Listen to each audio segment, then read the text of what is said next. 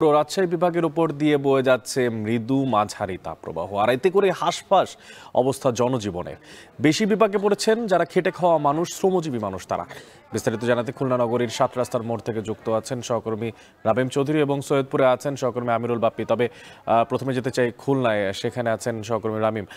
রামিম, জানতে চাই যে আসলে আজকে খুলনার তাপমাত্রা কেমন বলছে আবহাওয়া বিভাগ, এবং পাশাপাশি জনজীবনে এই তাপমাত্রার তাপপ্রবাহের আসলে প্রভাবটা কেমন পড়েছে?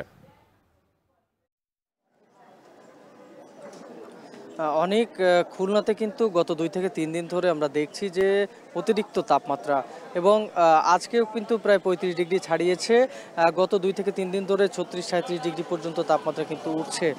এখানে আমরা দেখেছি যে নগরীতে সাধারণ মানুষ যারা রয়েছেন, বিশেষ করে শ্রমজীবী মানুষ যারা রয়েছেন, তারা কিন্তু বেশ বিপাকে রয়েছেন। কারণ সকালে বের হওয়ার পরপরই কিন্তু আমরা দেখেছি যে সকাল ১০টার পর থেকেই কিন্তু অতিরিক্ত গরম পড়ে থাকে, এবং তারপরে আস্তে আস্তে বেলা বাড়ার সাথে সাথে কিন্তু গরমের যে তীব্রতা সেটি কিন্তু বেড়ে যায়। সাথে কিন্তু রোদের তীব্রতা রয়েছে, এবং রোদের কারণে মানুষ কিন্তু ছাতা নিয়ে ঘরের বাইরে বের হচ্ছেন। যেহেতু ঈদের ছুটি রয়েছে, সে কারণে কিন্তু এখনো পর্যন্ত অফিস আদালত বন্ধ রয়েছে, শিক্ষা প্রতিষ্ঠানগুলোও বন্ধ রয়েছে, যার ফলে সাধারণ মানুষ কিন্তু অতিরিক্ত তাদের ব্যক্তিগত যে কাজ রয়েছে, অতিরিক্ত জরুরি কাজ ছাড়া কিন্তু তারা বাড়ি থেকে বের হচ্ছেন না অনেকে।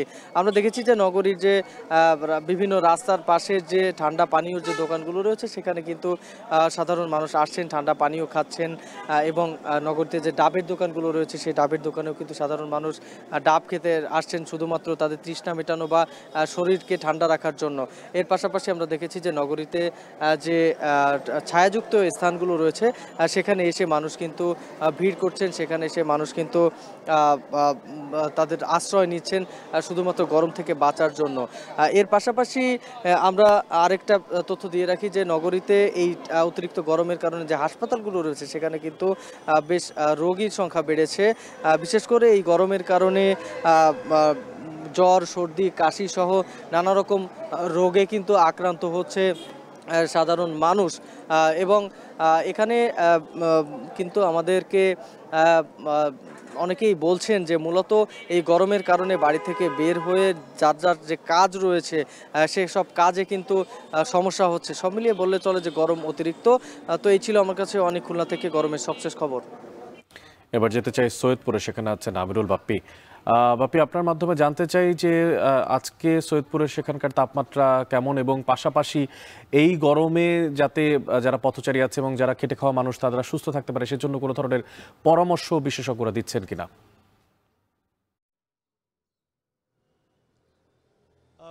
আজকে দুপুর ১২টায় যে সর্বশেষ রিডিংটি নেওয়া হয়েছে এখানকার আবহাওয়া অফিসে, সেটা হচ্ছে ৩৫.৪ ডিগ্রি।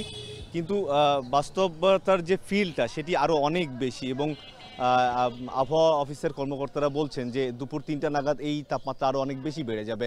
আমি যদি গত দুদিনের তাপমাত্রা জানাতে চাই, গতকাল সর্বোচ্চ তাপমাত্রা ছিল রংপুর বিভাগের নীলফামারী জেলার ডিমলায় ৩৮ ডিগ্রি সেলসিয়াস, এবং তার আগের দিন ছিল সৈয়দপুরে ৩৭.৪ ডিগ্রি সেলসিয়াস। এবং এই যে অতিরিক্ত গরম, এই গরমে মানুষ আসলে যতটুকু না হলেই নয়, খুব প্রয়োজন ছাড়া মানুষ ঘর থেকে বের হচ্ছেন না। এবং যারা খেটে খাওয়া মানুষ আছেন তাদের জন্য আসলে বিশেষজ্ঞরা যেটি পরামর্শ দিচ্ছেন যে যতটুকু সম্ভব ছায়ায় থেকে তাদের কাজগুলো করতে, এবং বেশি বেশি তরল পানীয় যেমন লেবুর শরবত, ফলের শরবত, এই ধরনের স্যালাইন, খাবার স্যালাইন, এগুলো এই ধরনের জিনিসগুলো পান করতে বলছেন বেশি বেশি, যেহেতু ঘাম হচ্ছে বেশি, এবং এই ঘামের কারণে যেন ডিহাইড্রেশন না হয়ে যায়, সেই কারণে বেশি বেশি তরল খাবার খাবার পরামর্শ দিচ্ছেন।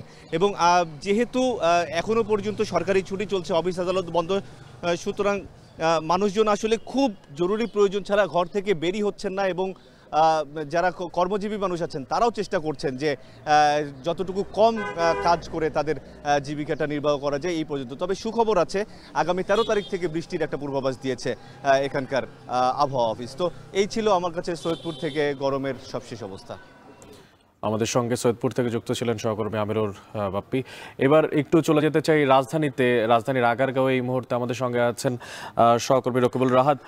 রাহাত, আপনার মাধ্যমে জানতে চাই, এই যে সারা দেশের যে তাপপ্রবাহ, সেটা আরও কতদিন চলবে? আবহাওয়া অফিস কিছু জানিয়েছে কিনা? যেভাবে বাপ্পি কিছুক্ষণ আগে বলছিলেন যে আগামীকালকে বৃষ্টির সম্ভাবনা আছে বলেছেন সেখানকার আবহাওয়া অফিস, তো সামগ্রিক দেশে অন্যান্য কোথায় কি থাকতে পারে আপনার মাধ্যমে জানতে চাই। চলতে পারে বলে আবহাওয়া অফিস কিছুক্ষণ আগে আমাদেরকে জানিয়েছেন। তারা বলছে যে 15 তারিখে অর্থাৎ 15ই জুন মৌসুমী যে বায়ু সেটি সক্রিয় হবে এবং তারপরেই কিন্তু ঢাকা সহ দেশের বিভিন্ন স্থানে বৃষ্টিপাত শুরু হবে। তারপরেই মূলত এই যে তীব্র গরম যেটি রয়েছে অর্থাৎ মৃদু থেকে মাঝারি যে তাপপ্রবাহ চলছে সেই তাপপ্রবাহ মূলত শেষ হবে। আমি এই মুহূর্তে আগারগাঁও আছি, আগারগাঁওয়ের চিত্র একটু আমি দেখাতে চাই। আমরা কিন্তু দেখছি যেহেতু সরকারি ছুটি চলছে এখন ঈদ পরবর্তী, সেক্ষেত্রে মানুষজনও কিন্তু রাস্তাঘাটে কম রয়েছে, কিন্তু যারা রাস্তাঘাটে বের হচ্ছেন তাদের অনেককেই আমরা দেখছি যে তারা ছাতা মাথায় দিয়ে বা অন্যান্য উপায় অর্থাৎ রোদের হাত থেকে বাঁচার জন্য যা যা করণীয় সেসবই কিন্তু তারা করছেন। এবং যেহেতু এখন পর্যন্ত ছুটির একটি আমেজ চলছে, সেক্ষেত্রে কিন্তু যানবাহন কম থাকার পরেও যে ভ্যাপসা যে গরমটি রয়েছে সেই গরমেই কিন্তু আমরা দেখছি যে অতিষ্ঠ মানুষজন বিশেষ করে রাস্তাঘাটের পাশে যেসব শরবতের দোকান রয়েছে বা পানীয় জাতীয় যে দোকানগুলো রয়েছে সেই সব দোকানগুলোতে কিন্তু মানুষের ভিড়ও আমরা দেখছি। অর্থাৎ গরমে অতিষ্ঠ হয়ে মানুষ একটু স্বস্তির আশাতে কিন্তু আমরা দেখছি যে এই আখের রস, ডাব বা অন্যান্য যে শরবত জাতীয় যে পানীয়গুলো রয়েছে সেসব পানীয়র